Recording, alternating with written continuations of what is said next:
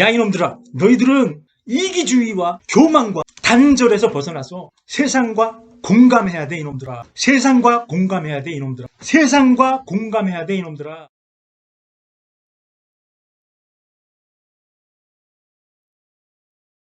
안녕하십니까, 양훈TV의 양훈입니다. 오늘은 세상에 공감하라 1편에 이어서 오늘은 2편을 이어나가겠습니다. 혹시 1편을 안 보신 분들은 제가 밑에 링크를 달아드릴 테니까 반드시 좀 1편을 보시고 오셨으면 좋겠습니다. 왜냐하면 1편을 안 보고 오늘 2편만 보신다면 어떤 저의 말씀하시는 거에 대해서 잘못 이해하실 수도 있고 또는 어떤 오해를 가지실 수가 있어요. 그렇기 때문에 저는 1편을 꼭 보시기를 추천드립니다. 사실 지난 1편에서는 공감 또는 동감에 대해서 어떤 약간 신학적인 측면으로 접근을 해서 말씀을 드렸어요. 근데 오늘은 예수님이 말씀하신 공감하라, 하나님이 공감하신 것처럼 이라는 주제에 대해서 조금은 실제적이고 실천적인 그런 측면에서 말씀을 드리도록 하겠습니다. 현재 우리 사회에는 개신교 포비아, 여러분 이 말 들어보셨어요? 얼마 전에 제가 뉴스 기사에서 본 거예요. 개신교 포비아라는 말이 생겨날 정도예요. 그래서 누군가에게 저는 종교가 기독교고요, 크리스찬입니다 라고 말씀을 드리게 되면 이런 일이 일어납니다. 저 사람 크리스찬이래. 저 사람도 뭔가 좀 이중적인 그런 사람이 아니야? 라고 색안경을 끼고 보는 경우들을 보게 됩니다. 넷플릭스 드라마들 중에 캐나다에서 아주 인기 있는데 요즘에는 인기가 좋아져서 미국에서도 볼 수 있고 아마 한국에서도 볼 수 있을지 모르겠어요. Kim's Convenience라는 드라마가 있습니다. 이제 번역하면 김씨 편의점이라는 드라마인데요. 거기에 이민교회, 한국 이민교회 목사가 등장을 해요. 근데 그 목사가 참 말씀드리기 좀 민망할 정도로 민폐 캐릭터로 그려지고 있어요. 한마디로 민폐 캐릭터입니다.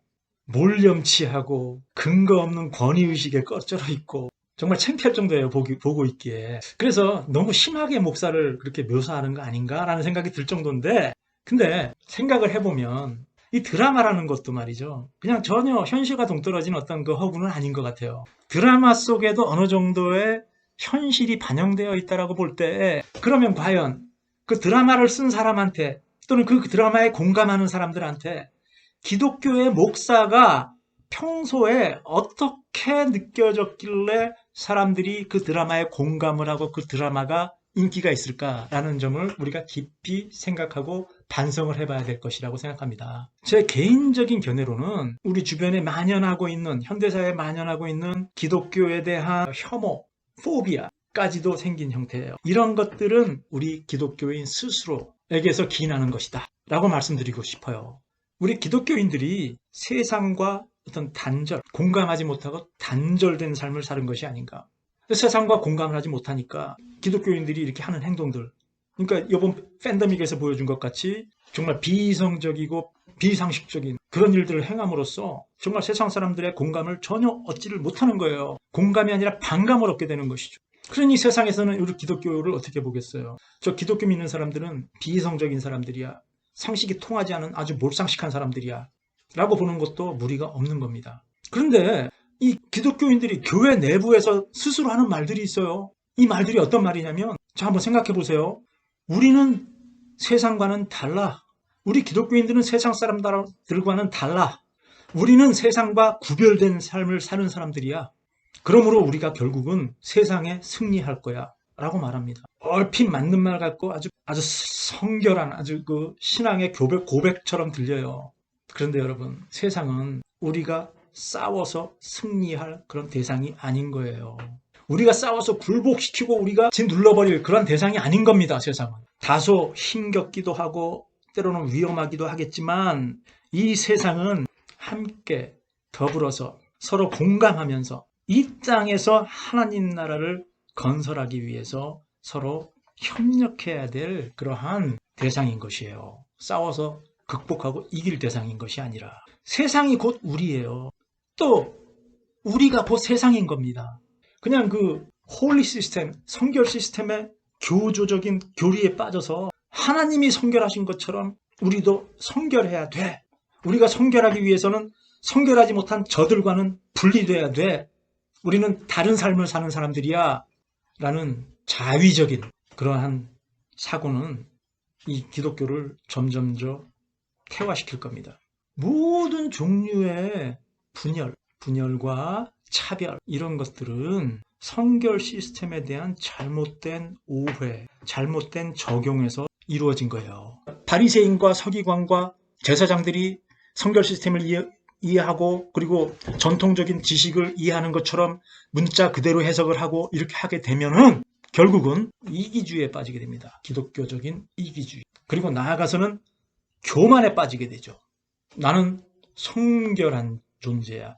저들과는 달라라는 교만에 빠지게 됩니다. 그래서 결국은 세상과 단절이 되는 거예요. 소통이 안 되는 겁니다. 그래서 예수님이 성육신으로 몸소 보여주신 거예요. 야, 이놈들아, 하나님이 세상과 공감하신 것처럼 너희도 세상과 공감해라 라고 말씀입니다. 예수님께서는 공생애를 하시면서 정말 전통적인 관념과 지식들을 깨시기 위해서 부단히 노력하셨어요. 그 안식일에 대해서만 해도 그렇잖아요. 그 안식일에 예수님이 사람들 고쳐주고 하는 걸 보고 바리새인과 서기관들이 비난했지 않습니까? 왜 안식일을 지키지 않고 일을 하십니까? 라고. 그랬을 때 예수님이 하신 말씀이 있잖아요. 야, 이놈들아, 안식일이 인간을 위해 있는 것이지 인간이 안식일을 위해 있는 것이냐?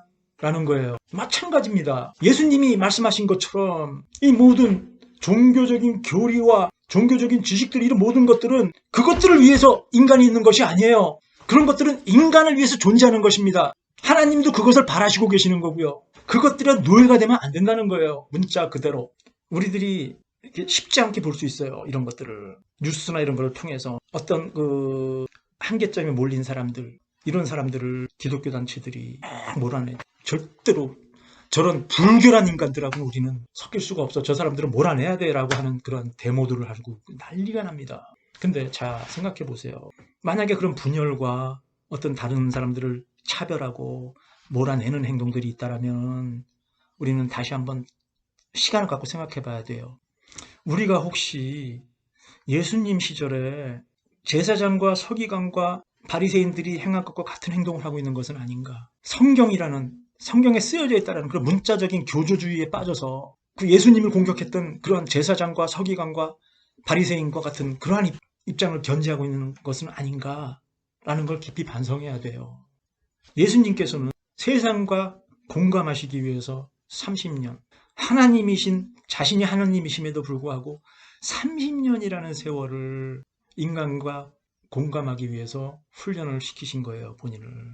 나는 가끔 이런 생각을 해봅니다. 예수님이 어린 시절에 목수이신 그 요셉이 하는 일들을 옆에서 봤을 거예요. 한 번 더 깊이 들어가서 그 상황을 한번 생각해 본다면, 요셉이 목수로서 그 당시에 목수가 하는 가장 중요한 일 중에 하나가 뭐라고 말씀드렸죠? 십자가 만드는 일이라고 했어요. 그렇다면 그 십자가는 용도가 무엇입니까? 장식용입니까? 십자가가? 아니에요. 사람들을 처형하는 도구였던 거예요. 그것도 십자가에는 아무나 처형되는 게 아니었습니다. 로마 시대에. 이런 일반적인 그런 죄수들은 십자가에 처형당하고 싶어도 처형당할 수가 없었어요. 어떤 사람들이 십자가에서 처형되었냐면은 로마에 직접적으로 위해가 되는 사람들이에요.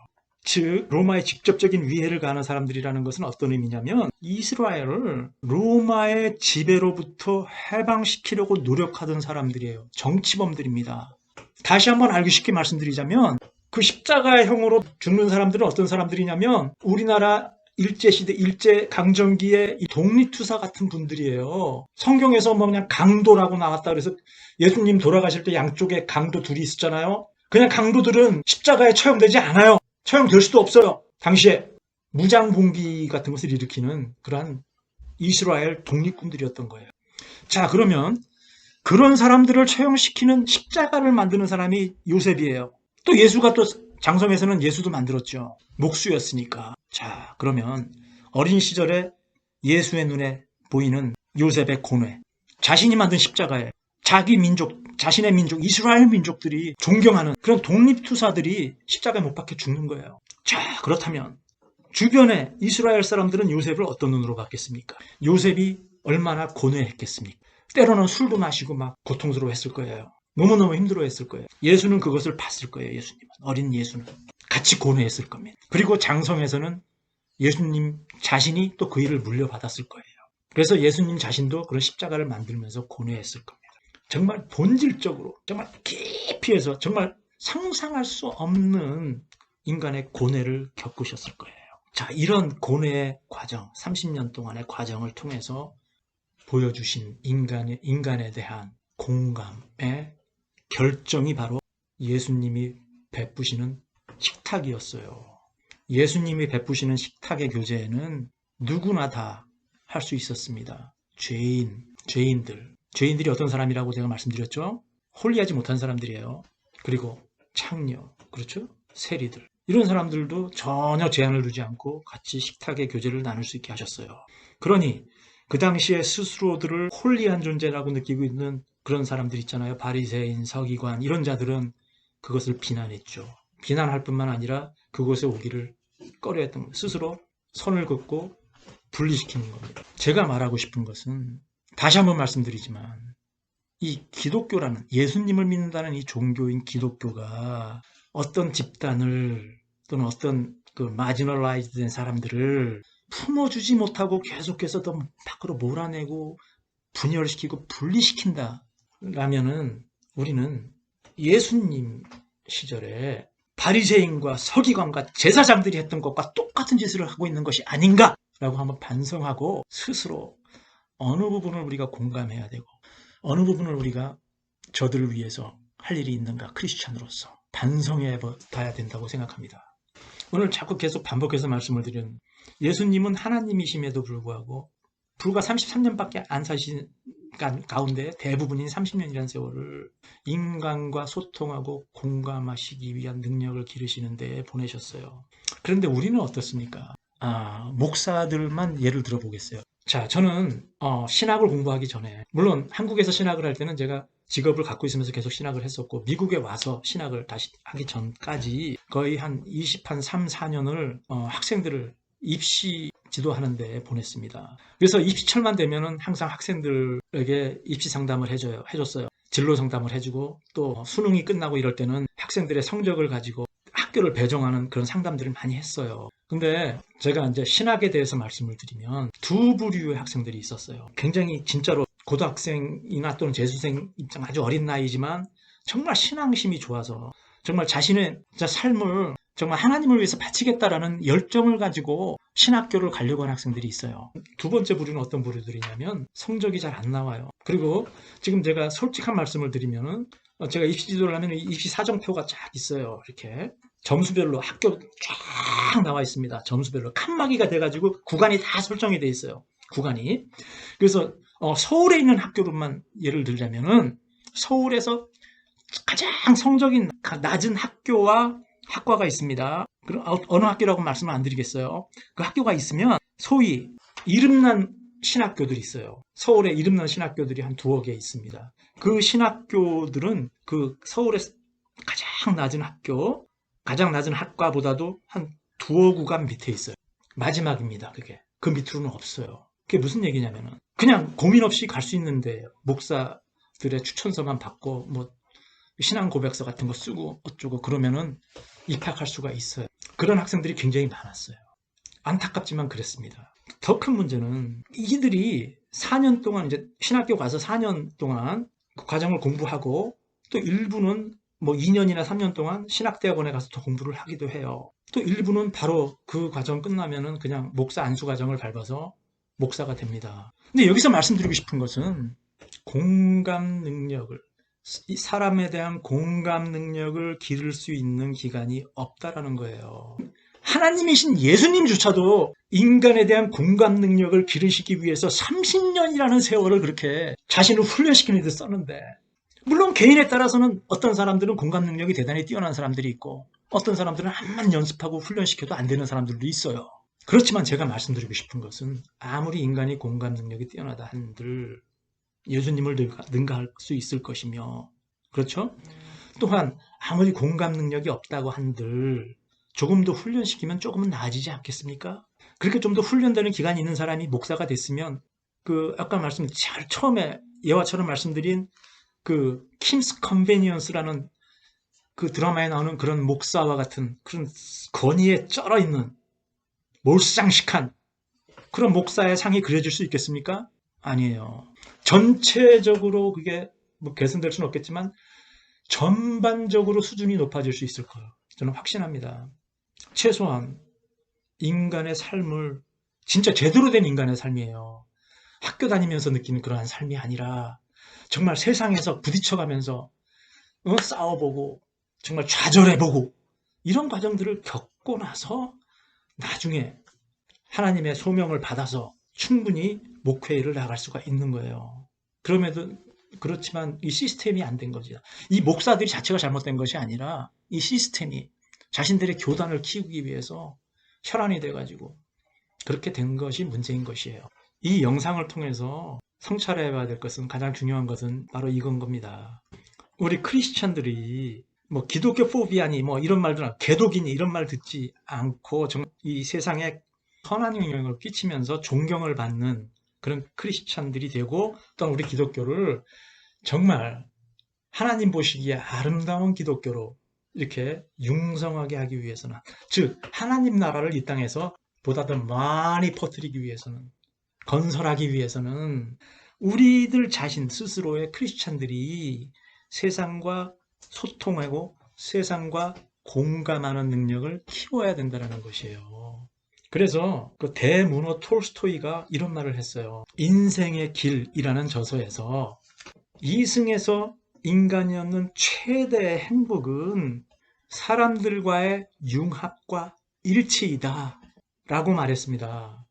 사람들과의 융합과 일치이다. 자, 어떤 단어가 생각나시죠? 바로 사람들과의 공감하는 것이죠. Be compassionate as God is compassionate. 자, 연결이 되시죠? 자, 여러분, 예수님이 성육신을 통해서 우리에게 가르치려고 하셨다, 보여주려고 하셨다, 정말 간절히 바라시는 그거, 교만하지 말고 세상과 소통해라, 세상과 공감해라 라는 것을 명심하시고 우리 마음 깊이 새겨봅시다. 감사합니다.